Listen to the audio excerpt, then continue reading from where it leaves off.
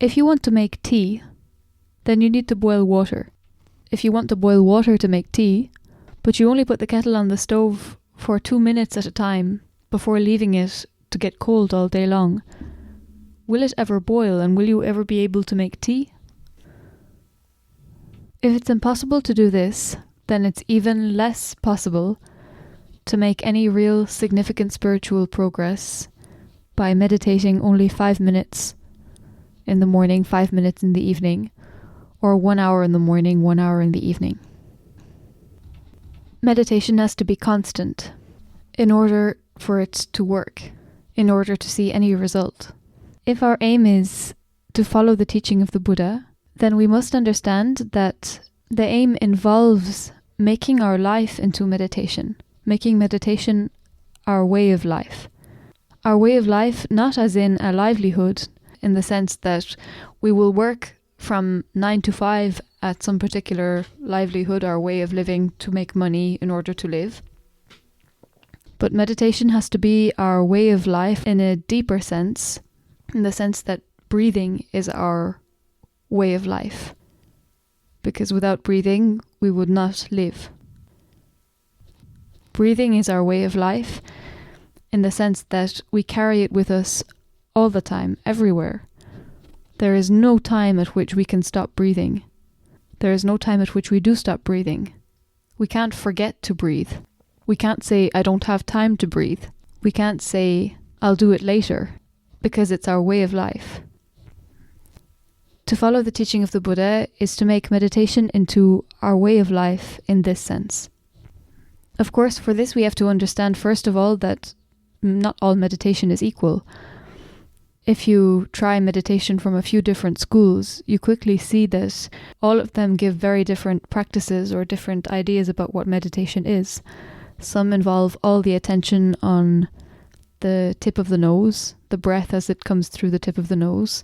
Some, all attention is on the soles of the feet. Some, all concentration is on a word. Some concentrate on the sensations on the body. So before saying that I want to make meditation my way of life and I practice in order to do that, we have to know what meditation. And here we mean not any of the meditations that I just mentioned, because for one thing, if you put all attention on any object that's an object outside, a sensation on the body, soles of the feet, a word, or whatever, it's not even possible, should we want to carry this with us all throughout the day. Because as soon as we have to do something else, just even as simple as washing the dishes or sweeping the floor, repeating a mantra or a word to ourselves at the same time becomes just a distraction, or becomes a way to have our attention divided.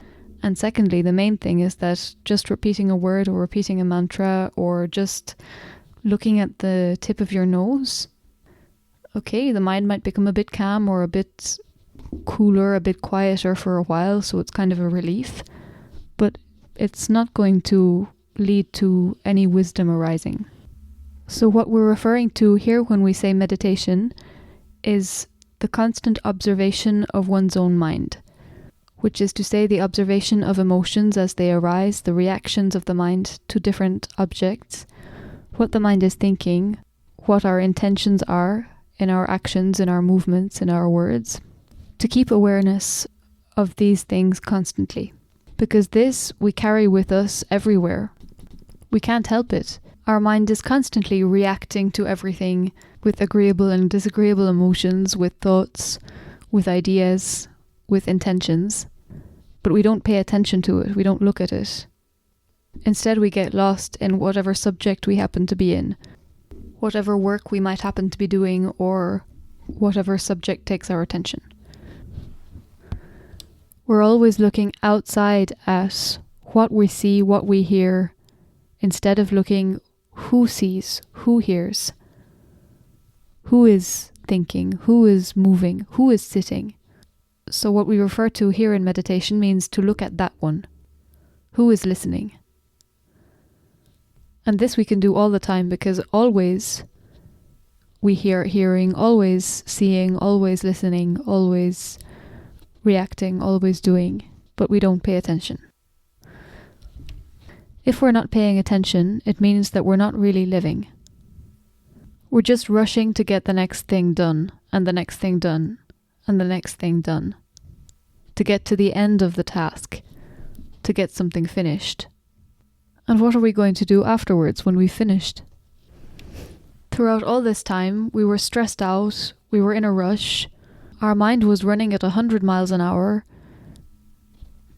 running from different subjects one to another, and we didn't see any of it. We never knew ourselves. We never saw ourselves. We never saw into our own heart.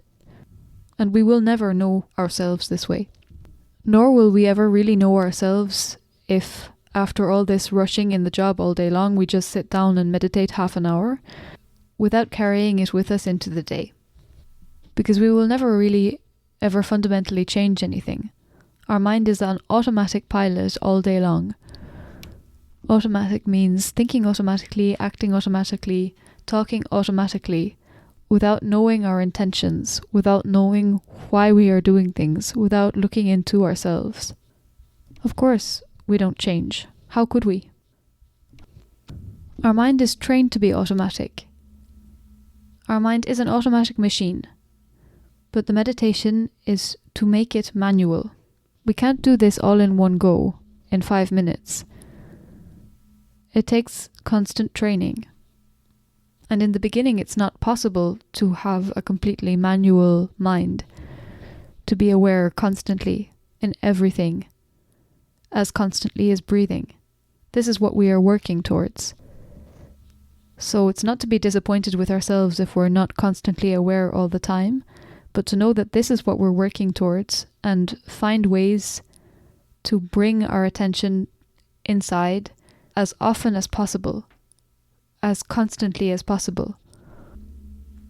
If we aim to have our attention constantly on our mind, then maybe we will at least manage to be aware a few times during each hour, which is already better than being totally automatic for the whole day.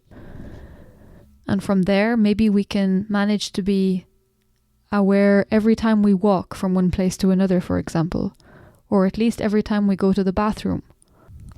And from there, maybe any time we are doing a job that doesn't involve heavy amount of calculation, like any manual task, washing the dishes, chopping vegetables, we can be aware throughout these tasks.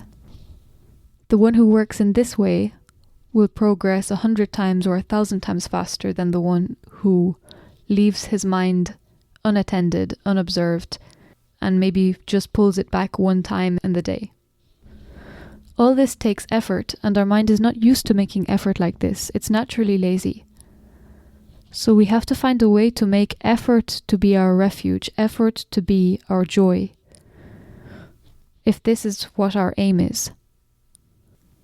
And if we take this for our aim and we work in this way constantly, what we find is that instead of constantly searching for security and comfort, searching for a home in the world, we can always have a home within ourselves, because always, everywhere, we carry our mind. But what happens is, because our mind is not our friend, it is our enemy, because it's not trained,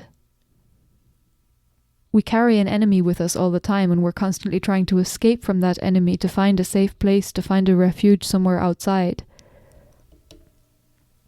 But if we train our mind, then we will always have a friend with us. We will always have home with us.